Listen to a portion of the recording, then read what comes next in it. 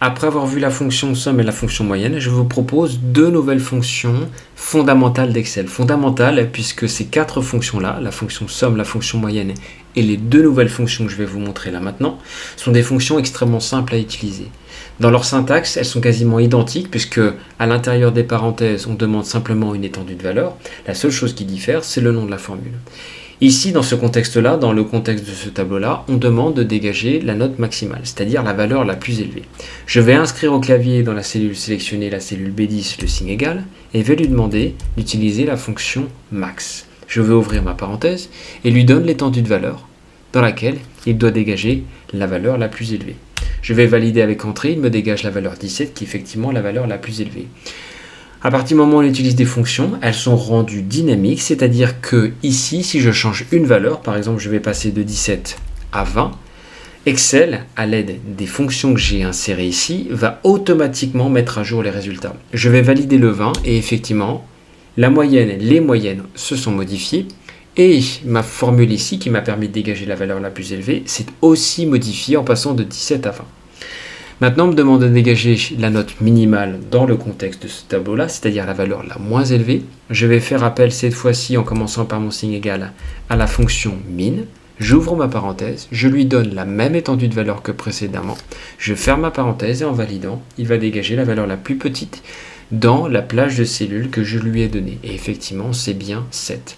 La seule chose qui me reste à faire, c'est de recopier ici vers la droite ma formule max sur les cellules adjacentes, et puis de recopier ma formule min pour dégager la valeur la moins élevée sur les cellules adjacentes. J'opte pour la poignée de recopier à nouveau et étends simplement vers la droite.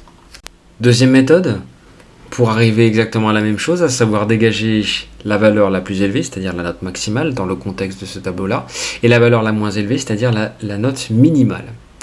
On va passer cette fois-ci par le ruban, à nouveau la partie accueil, le groupe édition, et aller choisir ici, à côté de l'icône de la somme automatique, simplement le max et le min.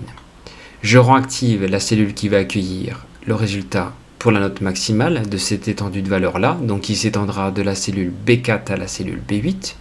Je me dirige à la partie accueil de mon ruban, le groupe édition, la petite flèche qui va vers le bas, et choisis le max. Avant de valider avec entrée, je vérifie simplement que l'étendue de valeur ici est correcte. Il va calculer ici, il va dégager la valeur la plus élevée sur l'étendue de valeur de B4 à B9. Le souci étant, c'est que B9 n'a rien à faire ici, puisqu'il ne correspond pas du tout à ce qu'on recherche. Alors pourquoi est-ce qu'il apparaît ici? Tout simplement parce que, en passant par cette méthode-ci, c'est-à-dire en l'intégrant de manière automatique, il prend toutes les valeurs précédentes. Et les valeurs précédentes sont non seulement les notes inscrites ici, mais aussi le résultat de la moyenne. L'idée, c'est de corriger ça. On pourrait corriger au clavier, mais on peut aussi faire beaucoup plus simplement. Je vais me diriger simplement, là, vous voyez le cadre bleu ici qui scintille. Je vais me diriger vers une extrémité, par exemple l'extrémité en bas à gauche. Et à partir du moment où vous vous dirigez sur cette partie-là, vous avez ce pointeur de souris-là qui s'affiche. Maintenez votre clic gauche de souris enfoncé. Et pour exclure la référence B9, vous remontez simplement vers la cellule B8. Et là, vous voyez que la correction a été faite. L'étendue de valeur n'est plus la même. Cela comprend de B4 à B8. C'est ce qu'on veut. Il vous suffit de valider avec entrée et vous obtenez effectivement un résultat correct. J'ai cette fois-ci l'intention d'intégrer automatiquement la fonction min. Je me dirige à nouveau dans la partie accueil de mon ruban, le groupe édition, et lui demande le min. À nouveau, je vérifie que l'étendue des valeurs est correcte. Je me rends compte qu'il prend toutes les valeurs précédentes et qu'il prend non seulement la moyenne, mais en plus le résultat de la fonction max. Je vais me diriger vers ce cadre bleu qui s'est dessiné, me diriger ici, voir le pointeur de souris qui m'intéresse, maintenir mon clic gauche de souris enfoncé et remonter jusqu'à exclure les valeurs inutiles. Donc effectivement, je désire qu'il dégage la valeur la moins élevée de la cellule B4 à la cellule B8 et il me suffit simplement de valider avec entrée. Maintenant, la seule chose qu'il me reste à faire à nouveau, c'est simplement de recopier de manière logique sur les cellules adjacentes, ici la fonction max et ici la fonction min.